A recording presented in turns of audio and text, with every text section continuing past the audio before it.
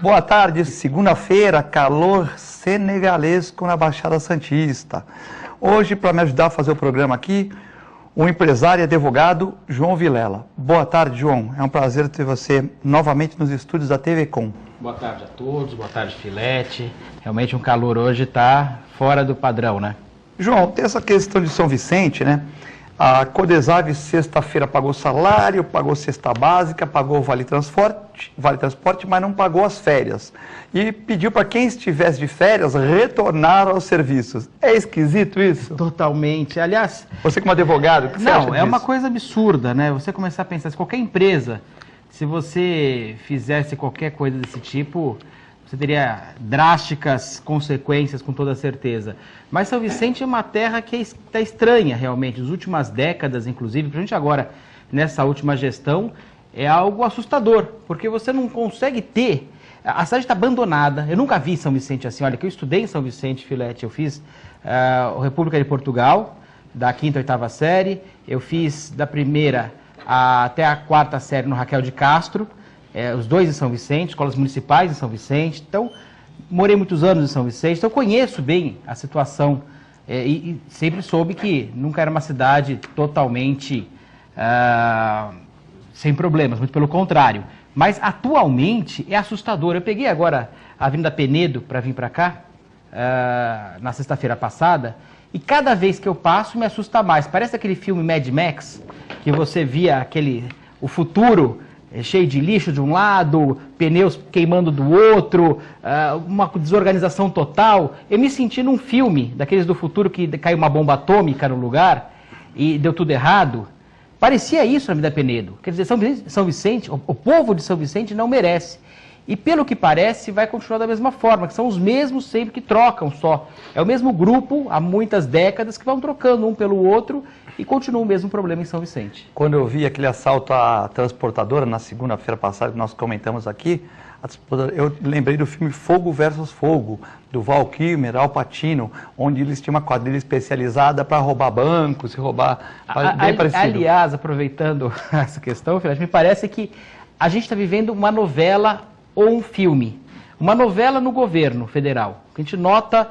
parece que tem, no próximo capítulo você vai ver coisas inacreditáveis, um fulano que matou não sei quem, agora reaparece, acho que nenhum autor de novela conseguiria fazer uma trama, né, nessa novela Lava Jato, que é a nova novela que nós passamos todas as noites no Brasil, todo mundo assiste essa novela, e parece um enredo, né?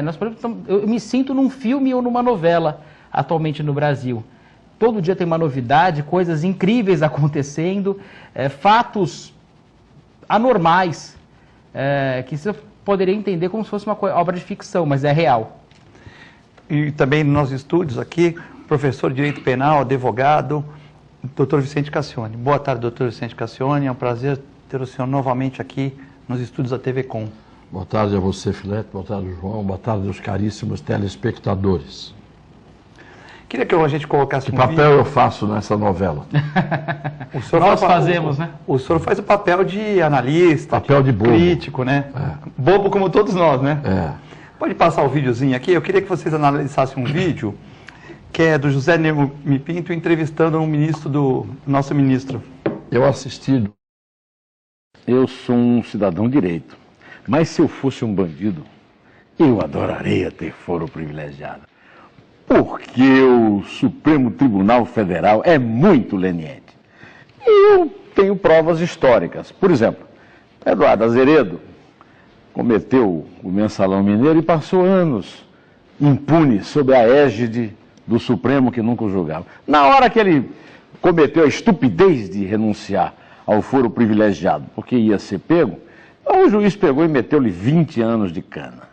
O senhor está aí se queixando aí do Sérgio Moro, porque o Sérgio Moro condenou 67 réus em 17 processos, enquanto isso, vocês estão lá. O Renan Calheiros, 9 processos. O Eduardo Cunha, 6 processos, réu, tá? Ninguém é julgado. Então, o Lulinha, que é um grande malandro, está lá, sob a sombra da impunidade de vocês. E aí vocês brincam, né? Olha, o Lula é isso, o Lula é aquilo, e o julgamento vai ser postergado. Né? A pergunta é a seguinte: é um grande negócio ter foro privilegiado no Brasil, não? Em primeiro lugar, eu não critiquei o colega Sérgio. Ele acabou de dizer para o André que nós estamos evoluindo. Não estamos. Isso, claro. A presidente da República, à Claro luz que do nós dia, estamos está evoluindo. comprando voto, comprando deputado, com nosso dinheiro numa crise terrível. Um sujeito que está sendo procurado pela justiça está no hotel ao lado do palácio, negociando voto. O senhor vem dizer que nós evoluímos? Nós involuímos, ministro. Queria que vocês comentassem essa questão, você pode começar pelo doutor Vicente Cassione, essa questão do jornalista, né, com o ministro, né, essa vergonha, né?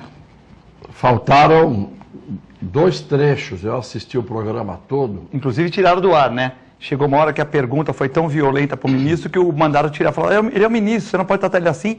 Tiraram do ar o programa, entrou no intervalo, né? Eu não me lembro de ter visto isso, eu vi inteiro. Inclusive teve 2 momentos muito bons, além desses. Um deles foi quando o Marco Aurélio virou-se para o José Neumann e Pinto e, pensando que ia causar um impacto, disse assim: você não acredita na Suprema Corte do seu país? E o José Neumann e Pinto virou-se e disse: não. O Marco Aurélio travou. Essa foi uma que não apareceu aí, mas que no dia aconteceu. E teve uma outra em que ele disse, a primeira intervenção dele, o Supremo Tribunal Federal é fraco, é tíbio, é leniente. Isto na cara do ministro. Sabe o que nós estranhamos? Nós estranhamos que um jornalista, que é verdadeiramente um jornalista, como eram os jornalistas, alguns jornalistas antigamente, um jornalista que tenha coragem de fazer o seu papel. Esse é o papel do jornalista.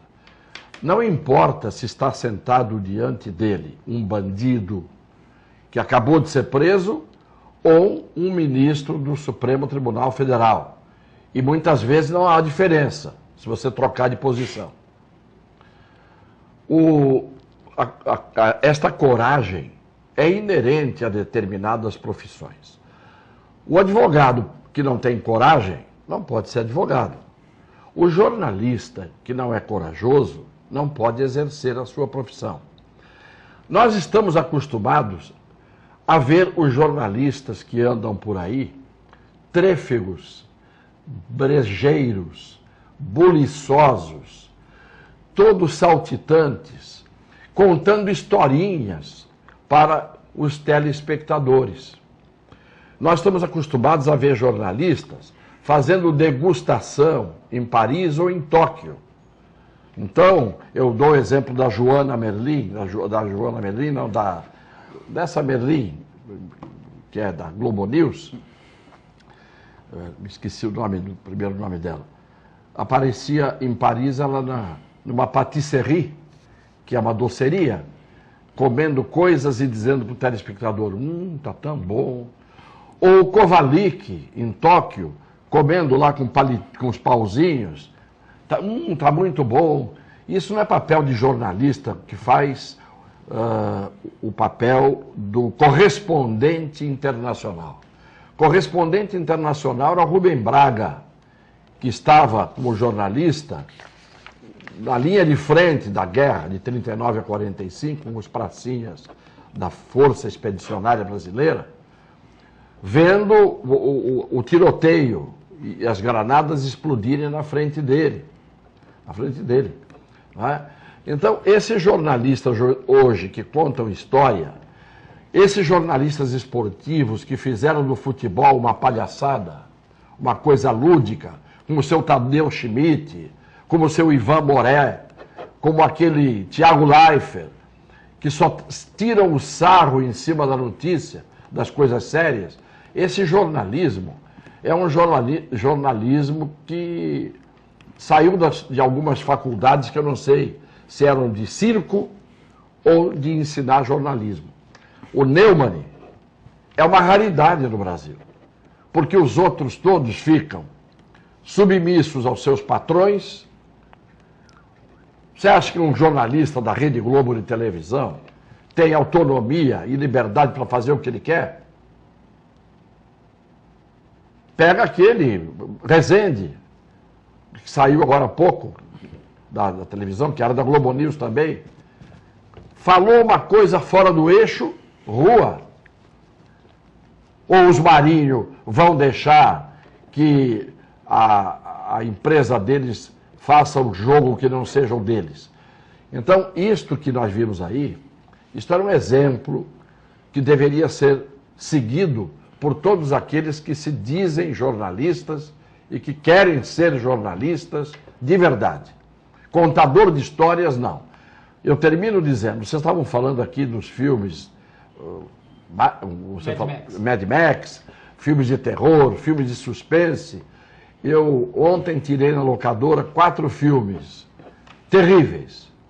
Cinderela, Branca de Neve, Bambi e Peter Pan. Sim, porque para você ver essa palhaçada que você vê todo dia na televisão, tem que assistir desenho animado do Walt Disney. E hoje eu vou tirar a Dama e o Vagabundo.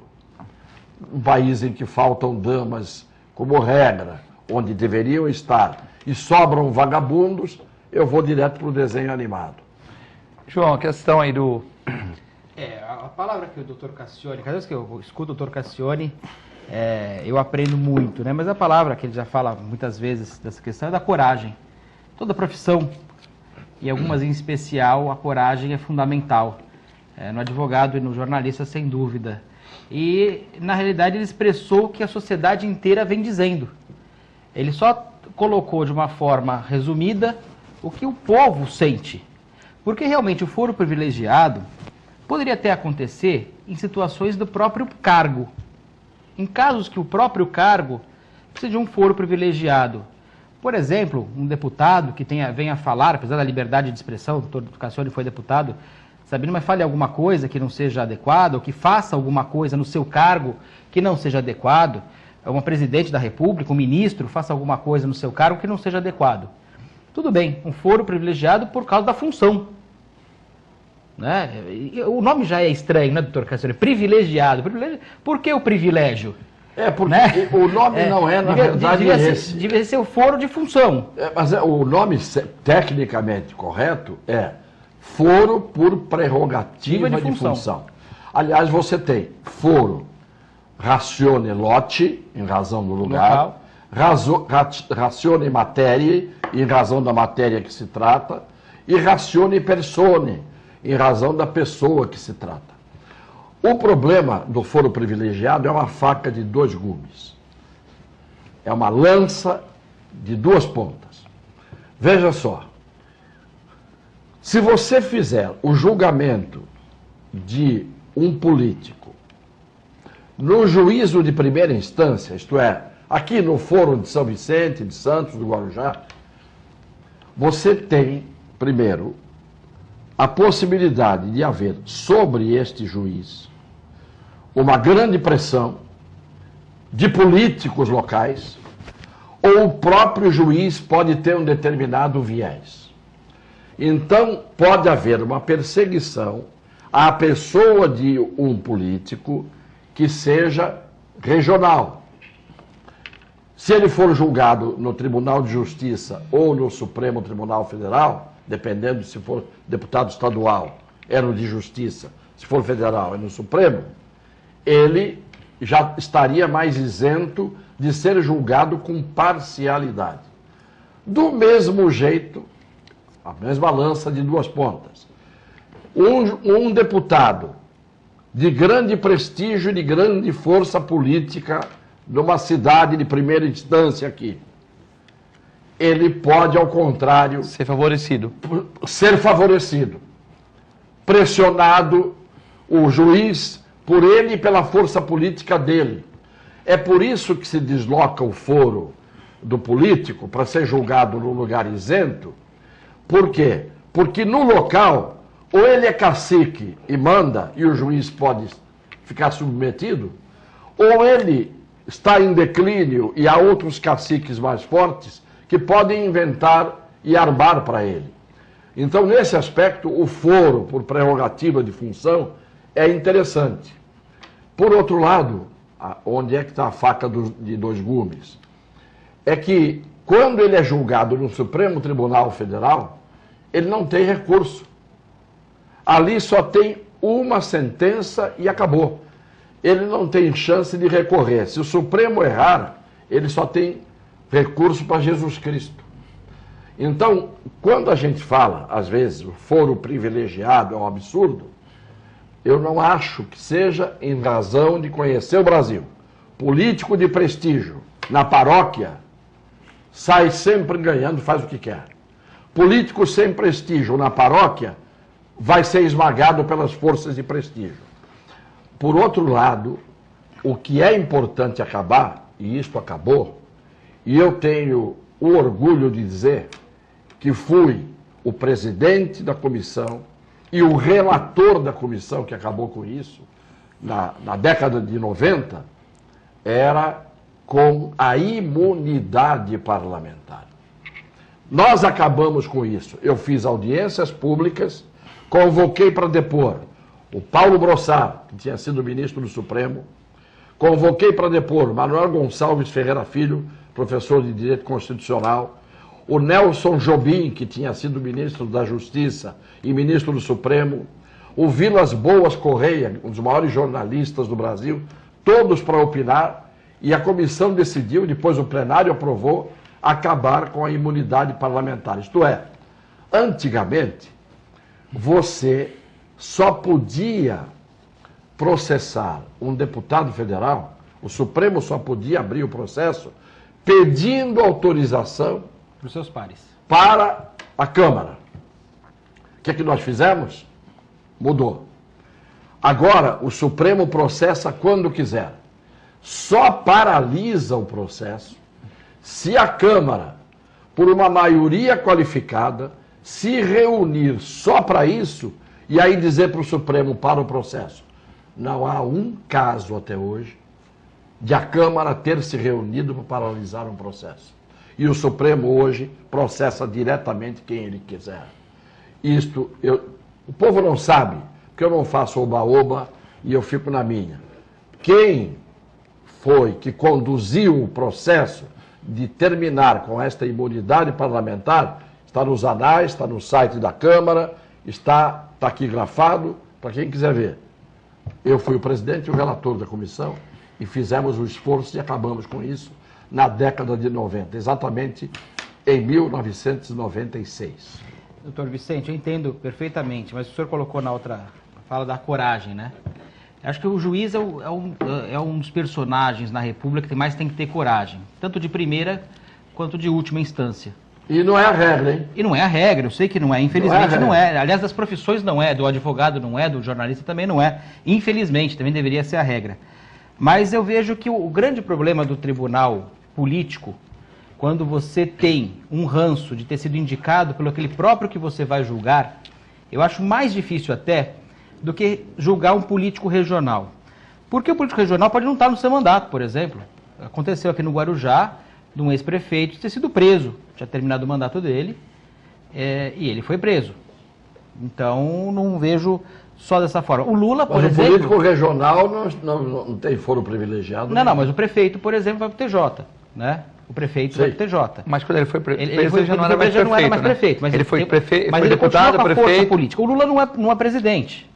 Ele continua com uma força política maior do que qualquer pessoa no país. Ele teria o foro, se não fosse esse imbróglio agora, ele teria o foro normal de todos nós, Ratione Locke, né, que é justamente a regra, né, da GT do local, e no fato aconteceu dele ele ter uma força incrível, tanto é que tantas pessoas tiveram a condução coercitiva e não houve problema nenhum. Foi bastar o dele ser que... Tanto que a Folha deu ontem, ele está em primeiro lugar nas pesquisas para ser eleito presidente em 2018. Que eu achei extremamente estranho. Mas não tem nome também, né, João? Não sei se não tem nome, Filete. O que eu notei nessa sim, mas pesquisa... se você tivesse o nome... Não tem nome, né, Cassione? Não estou fazendo Sabe campanha para ninguém. Michel Temer, não estou fazendo campanha para ninguém, não Filete. tem nome, mas, por exemplo, mas quem é o que nome? mais cresceu, não é campanha, não é vontade de votar, não é nada disso. Mas o que mais cresceu da última pesquisa até essa foi o Bolsonaro, de 4 passou para 8. Ele dobrou. Então... Mas qual a proposta do Bolsonaro para a não saúde, para a habitação? Não quero então, discutir... Então, de fazer direita radical, né? Eu não quero discutir a qualidade ou os defeitos desse candidato. O que eu estou falando é que os outros candidatos já são aquelas figurinhas carimbadas de sempre. Ele talvez seja a única novidade, está rodando pelo Brasil inteiro também, né? Ele é candidato, ele se não é só isso, não é, João? É um candidato que representa também uma parcela da população que quer a volta dos militares. Ou não também, que é uma coisa um pouco mais rígida, não os militares em si. Uma parcela da população. Não, uma parcela quer, mas eu acho que seja eu vejo no meu Facebook. Não, tem. Meus seguidores lá. Não, o Cassiano tem razão. Como eles querem a volta não volta os militares, volta o Bolsonaro, que é militarizado, né? Não, mas veja, o que o pessoal quer talvez seja uma... É que talvez as pessoas confundam. Eu sei que, claro, as pessoas vão colocando, eu quero que volte o... Na época militar não era assim essa bagunça. Mas todo governo de esquerda ruim, desculpe interromper, João, não dá vontade de ter um direita radical? Não estou falando mal do Bolsonaro, não, ele tem ideias boas, mas tudo no mundo mostrou isso. Todo país que tem uma esquerda ruim, entra um direita radical, né? O Bolsonaro foi deputado comigo, né? Eu fui deputado no tempo dele. O Bolsonaro é muito mais normal do que as pessoas pensam. Pregam ele. Ele faz tipo, né, em determinados momentos, e quando ele é provocado nos ambientes em que ele sabe que, por melhor que ele fosse, né? Ele seria maltratado, então ele dá o coice e para chamar atenção, ele faz o que ele faz. Mas se você conversar com o Bolsonaro, ele é uma pessoa normal, ele não é louco. Não. Ele não é um sujeito que prega aquilo tudo que ele diz. Não é? Agora, ele, indiscutivelmente, porque tem determinada aparência de ser eu diria, um atirado, um atrevido, um ousado, né? Um destemido. Claro que há uma parte da população que está com ele porque acha que ele é destemido. E há uma parte da população que está com ele porque, como ele é militar reformado, ele poderia representar esta volta dos militares. O problema aqui no Brasil não é mais hoje saber quem é que poderia voltar ou deixar de voltar. O Brasil hoje é ingovernável porque o sistema que se instalou e que apodreceu definitivamente no Brasil não fabricou as peças de fabricação e nem as peças de reposição para que a gente possa escolher, em qualquer eleição que vier pela frente, alguma coisa que você tenha certeza que vai resolver. Você pode colocar um ET, alguém que venha de outro mundo. Você pode ver alguém que caia do céu. O sistema engole. Engole principalmente por causa dos partidos, né, doutor Vicente? Porque o sistema partidário brasileiro é assim, na realidade, eu acho que a primeira falha aqui na nossa Constituição, a primeira mentira, desculpa falar de Constituição e falar a primeira mentira, é o artigo 1º, realmente, porque diz que todo poder emana do povo. Todo poder emana dos partidos e dos caciques dos partidos. Porque não é quem do povo quiser se candidatar a qualquer coisa e o cacique dos partidos não aceitar essa pessoa, eu estou colocando no âmbito de presidente da República, por exemplo, você não consegue. Nós temos excelentes nomes no Brasil. Excelentes pessoas que seriam possíveis excelentes presidentes. Só que você não consegue colocar essa pessoa lá dentro porque é um conchavo entre partidos. O partido do Brasil tem dono, não tem ideologia. Tanto é que... Você está tão correto no que você está dizendo que o exemplo que eu costumo dar, já estou até cansativo de dizer, pega o Barcelona. Hoje não é o melhor time do mundo? Sim. Ele tem o Messi. Mas o Messi jogando no Barcelona, ele pode ser o Messi. E o Barcelona é o Barcelona, não é só por causa dele. Não. Ele tem Soares, Neymar, tem o Neymar, Bravo no gol, tem o Iniesta, o Bravo no gol. Então é um time. Aqui, você diz, tem excelentes nomes. Se você puser um excelente nome lá e abrir uma eleição, o povo vai eleger 513 deputados, dos quais, no mínimo, 200 são ladrões. Por isso que eu digo que todo poder emana do povo, porque é o povo que escolhe. Escolhe mais uma opção fechada para ele. Sim, mas como o fechado? Você tem fechado, milhares de candidatos. Mas os candidatos que se pode colocar para presidente, por exemplo, são sempre aqueles que os caciques escolhem. Não é feito que nem nos Estados Unidos, por exemplo, que é feita uma prévia. Senão o Obama nunca chegaria onde ele chegou. O Obama só chegou onde ele conseguiu chegar porque realmente foi nessas prévias, que também não concordo, tem uma série de coisas ali. Mas é melhor que o sistema nosso, né? O nosso, assim, fulano vai ser que é o dono do partido, ou o amigo do dono do partido, ou porque o dono do partido quis que colocasse. A Dilma nunca entraria no PT, por exemplo, se fosse pensar racionalmente. Teve um lá, o dono do PT, que é o Lula. Todos nós sabemos que é o dono do PT, é o presidente e dono do PT, presidente entre aspas, mas é o dono do PT.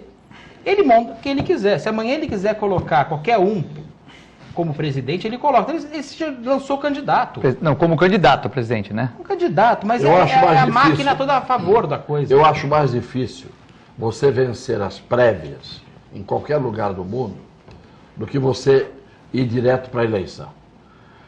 Eu, se tivesse que participar de prévia, quando fui candidato a primeira vez a prefeito em Santos, não teria um voto, talvez sequer. De repente, entrei como candidato pelas circunstâncias, fui para o segundo turno e todos os favoritos ficaram para trás. Mas como não teria um voto? Você é uma pessoa inteligente, você ia disputar, ia Porque ganhar o voto no dia a dia, né? E nisso o João tem razão, o sistema do partido, ele tem os caciques. Os caciques é que mandam. Nenhum partido político tem a base, primeiro porque o povo não entra para os partidos. O povo diz, eu não me meto em política. Eu não me filio ao partido. E mal e porcamente vai votar obrigatoriamente no dia da eleição. Então não pode se queixar. Porque quem não presta atenção em política, não lembra nem quem votou na última eleição. E vota por simpatia, ou vota por isso, ou vota por aquilo. O povo escolhe mal. Por isso é que uma parte do povo escolhe bem. E uma parte do povo escolhe mal. Como uma parte do povo não sabe nem o que está acontecendo, porque o Brasil tem 50% da sua população sem escolaridade, sem informação, sem informação. E é uma parte do povo que vive do entretenimento, da televisão, da novela, ou vive marginalizada e excluída.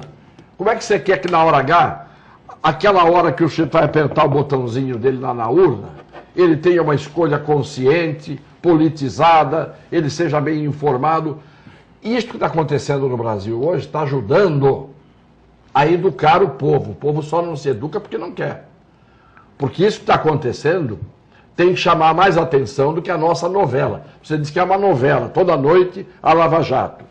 Mas pior do que a novela da Lava Jato, que já ninguém aguenta mais, é a novela mesmo, que você tem a unanimidade do povo brasileiro quase assistindo. Ou o Big Brother. Ou o Big Brother.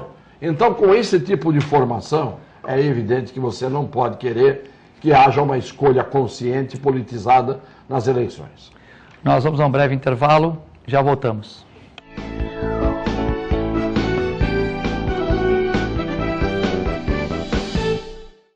A Clínica Multiimagem é especializada em exames de radiologia e diagnóstico por imagem, investindo continuamente em tecnologia e trazendo constantes inovações para proporcionar à comunidade médica e seus pacientes diagnósticos ainda mais precisos. Sua nova e moderna estrutura, aliada à tecnologia de ponta, juntamente com o corpo clínico especializado, tornam a Clínica Multiimagem um dos centros de diagnósticos por imagem mais avançado do estado de São Paulo. Entre em contato pelo telefone 3202-1250. Com o objetivo de atender cada vez melhor, o Plano de Saúde Santa Casa oferece a você e a sua família uma ampla rede de atendimento em Santos, São Vicente, Praia Grande, Cubatão e Guarujá. Além de contar com a melhor equipe médica e multiprofissional do litoral paulista. Plano de Saúde Santa Casa de Santos. O melhor atendimento em plano de saúde. 3226-6200. A TV Com traz qualidade e interatividade para a Baixada Santista. Nos preocupamos constantemente com a qualidade de nossas produções. Por isso, investimos em equipamentos e profissionais qualificados. Nosso estúdio é, sem dúvida, um dos mais bem equipados da região. São mais de 40 metros quadrados de tecnologia. TV Com, sempre com você. Porta.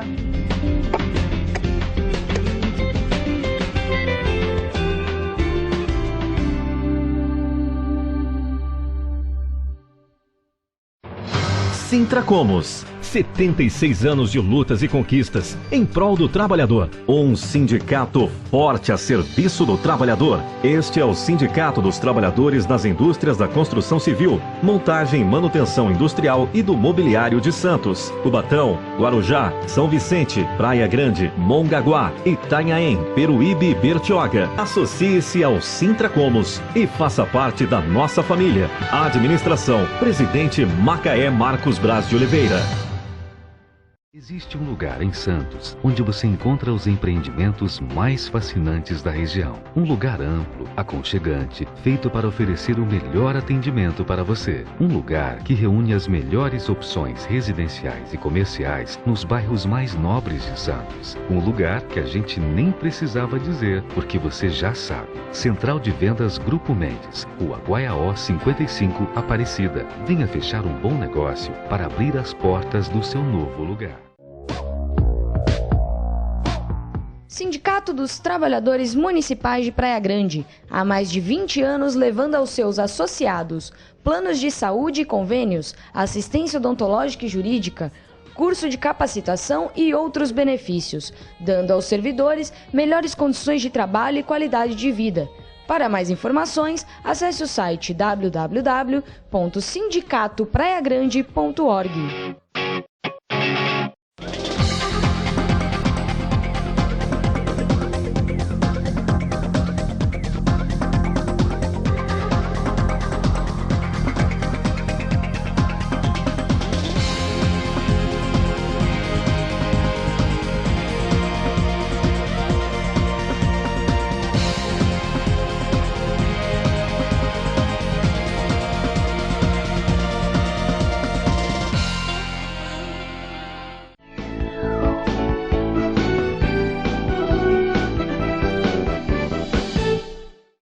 Estamos de volta do segundo bloco do Ação e Reação dessa segunda-feira, dia 11 de abril de 2016. Hoje com o Dr. Vicente Cassione e o Dr. João Vilela. Vamos falar dos apoiadores agora? OSAM, Plano de Assistência Familiar, 3228-8000. Ligue para esse número ou pelo e-mail www.osam.com.br. E também o pessoal do Boqueirão Express Grill, Rua Lobo Viana 89, ao lado da Unisanta, em frente ao Supercentro Boqueirão. Lá você pode fazer seu almoço por quilo, doces, comidas. O João está sempre lá, né, João? Sempre. Estava mais quando estava fazendo faculdade, mas sempre quando eu posso estar no Supercentro, eu vou lá. Um abraço para o Nelson e para o Paulo.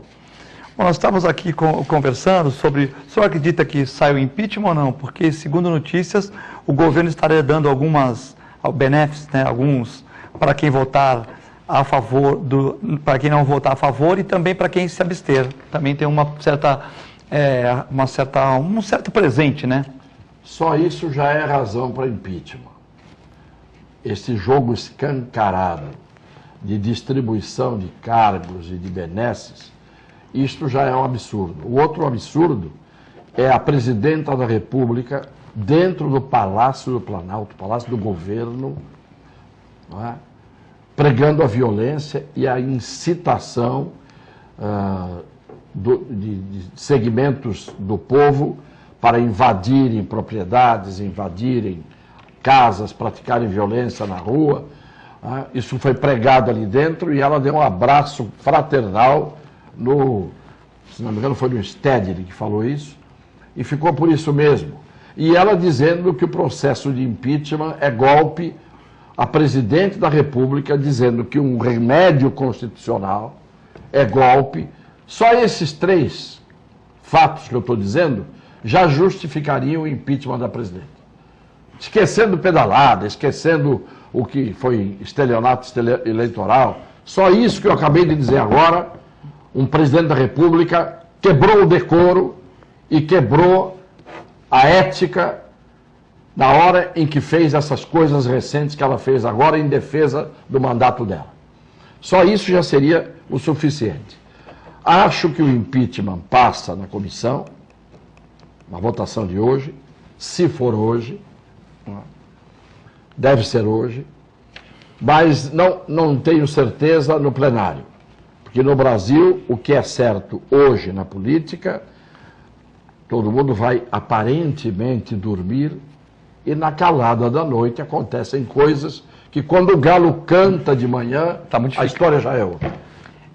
Uma questão do golpe, que o pessoal está colocando como golpe, não se sustenta nem no dicionário. Porque se pegar como golpe, o dicionário tem várias definições de golpe. O golpe de machado, golpe de judô, golpe de... Mas nós estamos falando do golpe de Estado, provavelmente, né? E o golpe de Estado é quando um governo, através dessa junta militar, quer se tornar ditador. Se ela lê, ou se alguém lê para ela, um jornalista com coragem, talvez a Tânia, que ela tanto fala nas suas entrevistas, falar, presidente, posso ler aqui o que significa golpe no dicionário? Ela nunca mais falaria. Porque é de uma ignorância, é de uma forma, de um marketing tão barato e tão vulgar, que não tem sentido. E o golpe que nós estamos tendo realmente. Claro que eu não quero que tenha o golpe, mas se for o golpe tem que ser dela, tem que partir dela, não do lado contrário que não tem força nenhuma. O golpe é dado pelo governo através de forças militares para se tornar ditador. Essa que é a função do golpe. É uma questão de utilizar a retórica, uma retórica ultrapassada, que só convence alguns poucos. Eu não vejo isso convencer a população em geral. Eu vejo que é uma coisa extremamente fraca da presidente, algo que eles fizeram mil coisas erradas. Eu vejo em relação ao motivo do impeachment, por exemplo, né? Essas famosas pedaladas. Bom, primeiro que não é um fluxo de caixa como estão tentando passar para a gente. Ela realmente pegou dinheiro, contrariando a lei, de bancos públicos. E não devolveu esse dinheiro no tempo certo da lei, porque a lei tem o tempo, que é o quadrimestre. Então ela passou mais de um quadrimestre utilizando recursos públicos, que era muito utilizado realmente antigamente. Antes da lei, era muito utilizado e foi o que tornou a inflação no Brasil galopante. O governo ia lá, pegava com o banco, não devolvia para o banco, tinha que pagar o banco, gerava mais dinheiro. Ia para casa da moeda e falou, olha, eu quero mais dinheiro. Isso torna mais dinheiro, mais inflação. Era essa forma. Governos estaduais e governo federal fez isso várias vezes. Hoje é proibido fazer isso. Ela usou dessa forma. Para que ela pegou tanto dinheiro?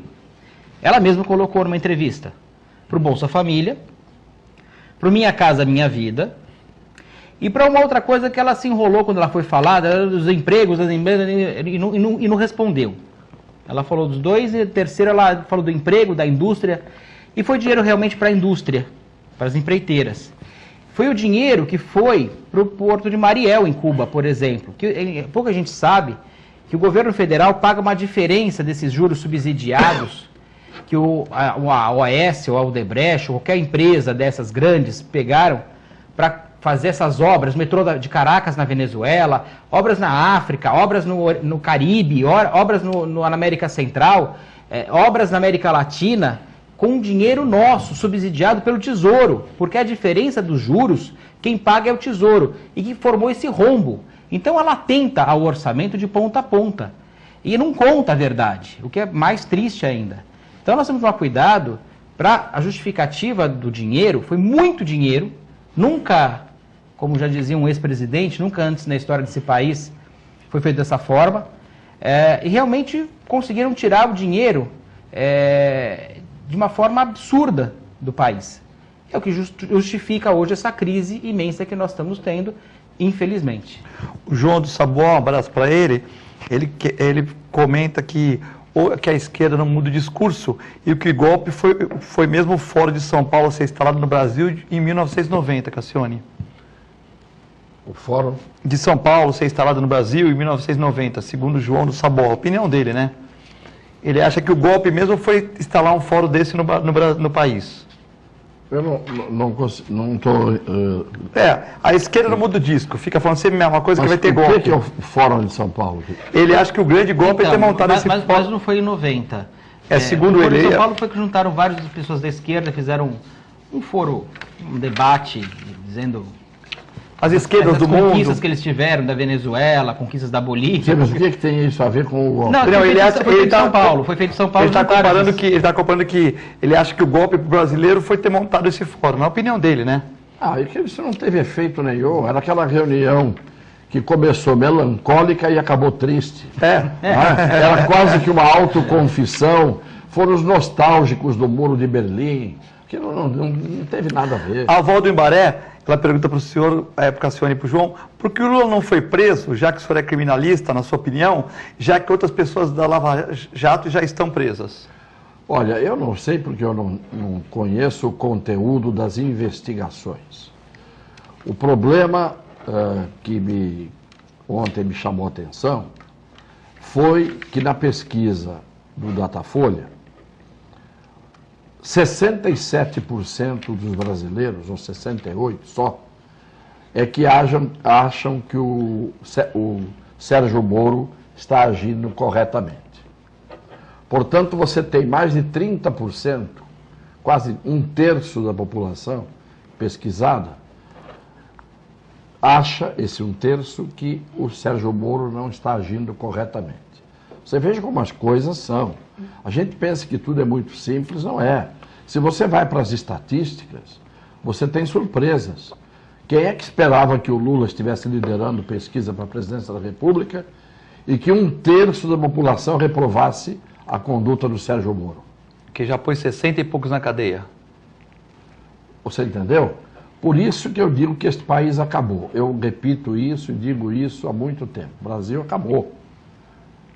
Esse Brasil que está aí acabou. Se inventarem outro, pode ser que dê certo. Este que está aí... Eu vejo de duas formas. A questão do Lula, que a pessoa que mais está hoje na mídia é o Lula. Muita gente não presta atenção nem no que está acontecendo, mas ele está fazendo seus discursos, está fazendo toda a sua famosa retórica, culpando tudo e a todos, e eles são santos. Aquela história de sempre que a gente conhece o discurso há tantos anos. Mas ele está na mídia, fazendo campanha. Ele é o único candidato com campanha diária, todos os dias, ali na... Isso também influencia, eu acredito. Mas há uma campanha contra ele com os fatos que mostram coisas desabonadoras.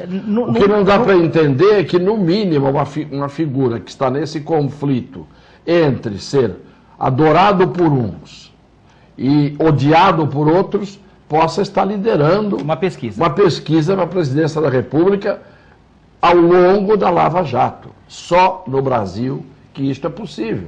Eu não acredito que nenhum outro país do mundo, nem no Burundi, você teria uma realidade como essa. Mas você vê, doutor Vicente, nos Estados Unidos quem está liderando é o Donald Trump, que se demonstra dentro. Não, eu sei, prévias, eu sei, mas já é assustador. Né? O partido dele, né? Mas já é assustador. Não, assustador não, porque os ninguém esperava isso, nem eles esperavam isso.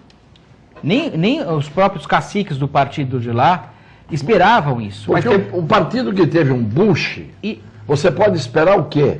Um país que reelegeu um Bush, você pode esperar o quê? Então, o Bush é um apocalíptico, o Bush arrebentou o Oriente Médio, o Bush criou todas as condições para isso que a gente está vendo hoje. Guerra. Mas foi do útero do Bush que nasceu o Estado Islâmico, que nasceu todas essas coisas. Então, os republicanos, a gente conhece. Os republicanos mataram o Kennedy. Os republicanos são isso que a gente sabe o que é que são. Até hoje o americano sofre consequência do Bush, né? Claro. Dessa perseguição que o mundo tem pelo americano, não é isso? Mas ele que revoltou. Que todos os candidatos que usam a politicagem, que usam de uma retórica mais popular, como aconteceu com Chávez na Venezuela, aconteceu com o Evo Morales na Bolívia, aconteceu com toda a América Latina praticamente, com exceção ao Chile. Houve uma questão de o pessoal escutar aquilo, a população achar que aquilo é o certo E no mundo inteiro acontece mais ou João, vou menos. te fazer uma Alemanha, pergunta. a Alemanha Quem doutor tem Vicente, mais retórica? O Sarkozy ou o Evo Morales? A verdade é a seguinte, todos eles têm retórica. Não, tem. Mas Obama tem retórica, Tem, só que ele tem, está usando tem. para o lado bom de novo. Sim, mas o que eu digo é o seguinte, a Alemanha elegeu o Hitler em voto direto. Ou seja, cair nessas A histórias... Alemanha não elegeu o Hitler, foi mas diferente. Não, sim, mas a Alemanha aceitou pelo menos a Alemanha forma. despedaçada, esfacelada, em ruínas, com a população comendo ratazanas depois da derrota da guerra de 14 a 18, Primeira com Guerra. o maldito Tratado de Versalhes. Ali nasceu Sim. uma recuperação alemã que chegou a levar a Alemanha de comer ratos em 1919 a, em 1933, ser a maior potência da Europa. Graças a essa Então o forma de Hitler utilizar. comandou isso. Ele comandou isso. Não esqueça. Mas ele foi eleito. E era um dos grandes estadistas do mundo. Tanto que sentaram com ele E tinha um apoio e dos com Estados o Unidos, Stalin. inclusive. Tinha a Europa toda, Chamberlain da Inglaterra, o Churchill, todo mundo sentou reverenciando o seu Adolf Hitler, até o momento em que ele invadiu a Polônia. Extrapolou. Quando ele começou a fazer a Blitzkrieg e começou a fazer a busca do espaço vital, que era o que a Alemanha precisava para se expandir, gerou o antagonismo. Então todo mundo... Mas ele utilizou a propaganda. Aí veio a guerra. Não, mas ele foi o que melhor utilizou a propaganda política, talvez seja os primeiros a utilizar de uma forma maciça a propaganda política para favorecê-lo. Que a gente sabe, a gente vê nos filmes, inclusive, isso. E isso foi utilizado por vários governos atualmente. Você falou uma coisa importante, a gente vê nos filmes. Eu prefiro ler os livros de história escritos mas a propaganda pelos isentos. Porque livro de história escrito por aqueles que têm interesse, são os vencedores. A história é escrita pela mão do vencedor. Do vencedor, claro. Se eu brigar com você, derrubar você, nocautear você, claro. Cassione, faça uma narrativa da luta que vocês tiveram, eu vou escrever o que eu quiser. Você está caído no chão. Mas hoje já dá para a gente ter uma ideia mais clara do que aconteceu realmente. Hollywood fez a cabeça de todo mundo durante anos e anos e anos. Nos filmes americanos são os bonzinhos, o resto é tudo pilantra, né? E só uma relação. E outros foram botar coroa de flores em Hiroshima. Lá o próprio que soltou. É o mesmo governo. Esse é o homem, é o ser humano. Viva os cães, coerentes e coerentes. E não trai as pessoas, Nada, né? não. Você vai dar uma comidinha para um cachorro de um morador de rua, ele aceita a comida, quando você chama ele no seu carro, ele fica com o morador dele. Claro. Mesmo comendo aquele pãozinho, aquele leitinho. Mas o que eu digo é o seguinte, essas pessoas que aprenderam a fazer essa politicagem que acontece, eles acabam tendo um público muito grande. Eu quero chegar nesse ponto. Então eu não vejo. E o juiz, por outro lado, ele não tem que dar realmente uma sentença para agradar. Eu concordo que desagrade realmente. Eu acho importante que desagrade, inclusive, que ele tem que seguir a lei e não agradar a população. Eu acho até bom que esteja só uma parte da população, uma parte esteja contra o juiz, para também não virar também como se fosse o salvador da pátria, porque não é. E se ele cometer alguma falha, cometer algum erro, é bom que seja realmente verificado isso. Eu não consigo ver, por exemplo, olha, ele vai conseguir resolver, melhora muito, tem muita coragem, é um juiz que está realmente fazendo. Os promotores ali de Curitiba estão tendo muita coragem, é um pessoal novo com muita coragem, com muita visão. E eu acho que a única forma de a gente melhorar o país é tendo, como o doutor Vicente Cassione começou, primeiro fala dele, falando da coragem do jornalista José Neumann Pinto, mas é realmente pessoas de coragem, juízes de coragem, promotores de coragem, que nós não estamos tendo tanto quanto... Até estamos tendo, mas não são tantos quanto precisamos. Pessoas que tenham coragem de mostrar que a coisa tem que ser diferente. Porque até agora o que está aí não deu certo, não está dando certo. Nós temos um sistema que os partidos mandam e que você não consegue eleger quem realmente talvez tenha necessidade. Nós temos um sistema em que tudo é feito de uma forma por baixo dos panos, e nós continuamos com aquele sistema. Pode notar cidades ao nosso lado, como São Vicente, por exemplo, que foi devastada por políticos, infelizmente. É o 14º maior orçamento do estado de São Paulo. É algo assustador de chegar numa cidade e estar nessa situação. Não merece essa situação, São Vicente. São Vicente é uma cidade com história, é a célula máter, é a cidade que inaugura o Brasil. São Vicente não merece, a população de São Vicente não merece. Mas são sempre os mesmos, não há renovação. E quando não há renovação, isso é bem claro, Montesquieu já deixou isso bem explícito. Nós temos que olhar os filósofos, né, doutor Vicente? Porque realmente eles demarcaram a forma de fazer as coisas e os que seguiram... Agora você vê como é interessante o que você está dizendo, né? Os iluministas na França, Voltaire, Montesquieu, Rousseau, todos eles, grandes pensadores. Mas o que fez a Revolução Francesa mesmo foi o povo entrar na barra derrubando a Bastilha. E a consequência que depurou a Revolução, de certa maneira, foi a guilhotina. Então você percebeu? As luzes, os pensadores vieram antes. Mas o que resolveu mesmo foi a porrada, tá certo?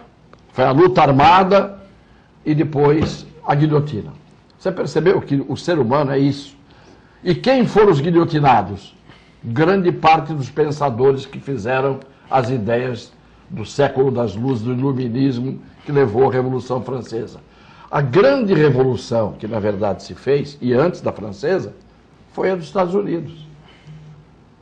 Os Estados Unidos fizeram, antes da Revolução Francesa, a germinação dessas ideias, que inspiraram, inclusive, os franceses.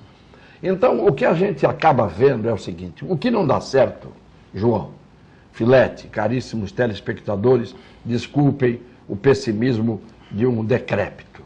O que não dá certo é o ser humano. O que não dá certo é o homem. Eu repito a mesma frase deste gênio, filósofo genial. Não é o Pondé, nem o Karnal, era o Milor Fernandes, que em frases definia tratados, ele fazia tratados com frases. Ele dizia: o homem é o único animal que não deu certo. Precisa dizer mais alguma coisa? Você vai dizer, mas todos os homens? Claro que não. Mas basta que você tenha, numa sociedade, o avarento, o ambicioso, o egoísta, o egocêntrico, o narcisista, o vaidoso, o ganancioso. Basta que você tenha numa sociedade esse tipo de gente, e você tem, para que na hora H, o sujeito que é todo idealista e que diz: não, nós precisamos consertar o Brasil. Escuta, eu arranjo um emprego para você ganhar aí $30 mil por mês, para não fazer nada. Você vai lá, só assina o ponto. Aí é que você vai ver a capacidade de resistência dele. Se ele fala da boca para fora, porque tem muita gente que critica a corrupção porque não está dentro da sala onde o bolo é dividido. Lógico, se estivesse lá, aceitava emprego. Estava comendo, tudo, lógico. Muita gente. Alguém tem dúvida disso? O Aldinei, ele parabeniza o programa de hoje, fala que o Vicente Cassano tem um pessimismo correto, né? E se ele não entende que na próxima eleição as pessoas vão ficar mais atentas e vão filtrar mais e não vai ser por um brindezinho ou por uma promessinha que vão votar, João? Eu acho que as pessoas estão mudando realmente. Desde março de 2013, aquelas passeatas que realmente começaram, não foi por causa dos 20 centavos. Os centavos começou só por um estopim realmente. O movimento tem mudado no Brasil. E nós temos alguns fatores que são inéditos, por exemplo, com as redes sociais, que no Brasil é muito mais forte que em vários países. Isso também muda muita coisa.